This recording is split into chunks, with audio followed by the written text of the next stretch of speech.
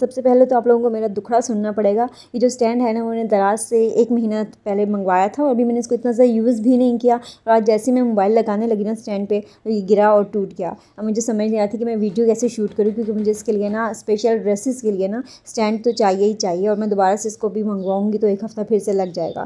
تو بس اس ٹینشن میں مجھے سمجھ نہیں آتی میں کیا کروں. تو بس میں نے تکیے کے ساتھ موبائل کو سیٹ کیا اور میں نے کہا آج تو مجھے ویڈیو بنانی ہے.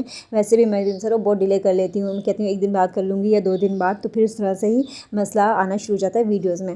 اچھا, یہاں پہ مجھے آرڈر آیا ہوا تھا ٹراؤزر شرٹ کا اور کرتا پاجامہ کا. جو شرٹ ہے وہ بھی تقریباً کمپلیٹ ہونے والی تھی اور پاجامہ جو ہے وہ میں نے سلائی کر لیا تھا. اب کرتا اور جو ٹراؤزر ہے نا وہ ہاف آف رہتے ہیں, تو میں نے کہا یہاں پہ میں آپ لوگوں کو دکھا دوں کہ کس طرح سے نا میں نے ان کو تیار کر لیا تھا ابھی تک. اچھا, اس کے بعد میں باہر آئی تھوڑی دیر, میں نے کہا باہر کا ویو دیکھ لیتی ہوں. ہماری جو بکریاں ہیں اور جو مرغے ہیں نا مرغیاں ان کو بھوک لگی ہوئی تھی, ان کو ڈالا باجرا اور بکریوں کو جن سے پانی پلایا.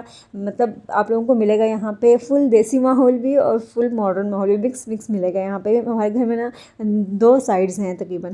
اچھا, یہاں پہ میں لگا رہی تھی جو فرنٹ پٹی ہوتی ہے نا لڑکوں کی وہ لگا رہی تھی. یہ بہت زیادہ ایزی طریقے سے لگ جاتی ہے کہ یوں دیکھیں سیدھا اس کو کھینچ کے رکھیں اور پوری پٹی کو نا ایک ہی باری میں لگا دیں.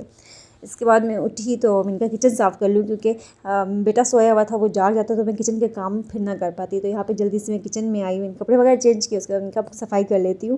تو جب تک کچن اچھے سے صاف نہ ہونا تو کوئی کام کرنے کا دل نہیں کرتا ہے. باقی بس یہاں پہ میں نے کہا جو گند وغیرہ پڑا تھا, چاول وغیرہ پڑے تھے, وہ باہر مرغیوں کے آگے ڈالے اور اس کے بعد برتن دھونا اسٹارٹ کر دیے. اچھا, میں سنک سب سے پہلے دھوتی ہوں, اس میں سارے برتن اس طرح سے رکھتی ہوں. اس کی جو ٹوکری ملتی ہے نا وہ اتنی چھوٹی سی ہوتی ہے اور برتن اتنے زیادہ ہوتے ہیں کہ ہم اس ٹوکری میں نا رکھ نہیں پاتے, تو میں نے وہ فروٹس اور سبزیاں ڈالنے کے لیے رکھ دی ہے.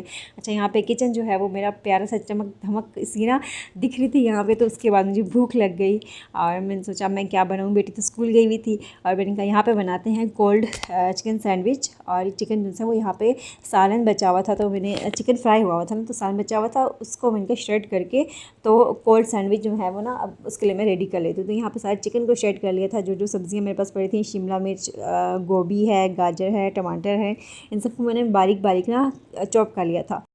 اگر آپ لوگوں کو میری ویڈیو ذرا سی بھی اچھی لگ رہی ہے تو پلیز لائک کر دیا کریں اور سبسکرائب بھی کر دیں. میں نا بہت جلدی ڈی موٹیویٹ ہو جاتی ہوں, بہت مشکل سے مجھے نا موٹیویشن ملتی ہے, اور میں بیٹا اتنا زیادہ تنگ کرتا ہے کہ بس میں کہتا ہے میں ویڈیوز اپلوڈ نہیں کروں. لیکن فائنینشیل ایسی سچویشن ہوتی ہے نا کہ بندہ کہتا ہے نہیں کچھ کروں کہ ہمارے گھر کے حالات بہتر ہو جائیں.